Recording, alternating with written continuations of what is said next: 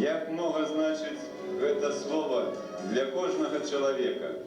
Гэта поспехі і неўдачы, перамогі над сабой, шчырае сяброўства і першае каханне. Якая яна?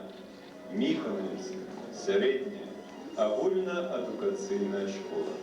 У першую чаргу гэта сучасны трохпавярховы будынак, спецыялізаваныя класы, забяспечаныя ўсім неабходным абсталяваннем. Класы вылічальнай тэхнікі, две вялікія спартыўныя залы, прыгожыя 33 класы. Працуюць у школе 75 настаўнікаў, ёсць сацыяльны педагог, псіхолог, лагапед. 60 настаўнікаў маюць вышэйшую адукацыю, 15 сярэднюю спецыяльную. Школу абслугоўваюць 28 тэхнічных работнікаў. Школа застаецца ў памяці людзей і па імёнах настаўнікаў, якія складаюць яе залаты фонд. Многія прозвішчы настаўнікаў тут уже Васильевна, Гавриченко Миколай Иванович, Насевич Дина Осиповна, Бортник Зоя Константиновна, Жукович Николай Борисович, Решетникова Александра Петровна, Панасовская Мария Николаевна.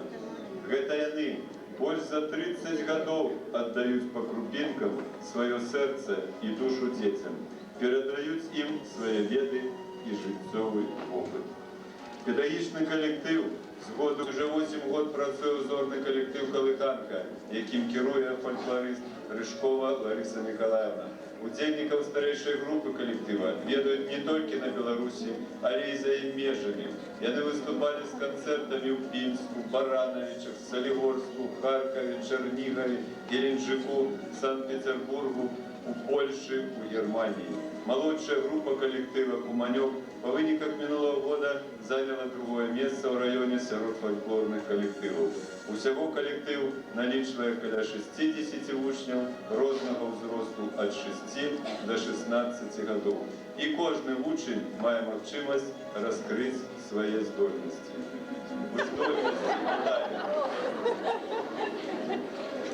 Гледзячы на вырабы дзяцей, захапляешься іх фантазіяй, палётам думкі.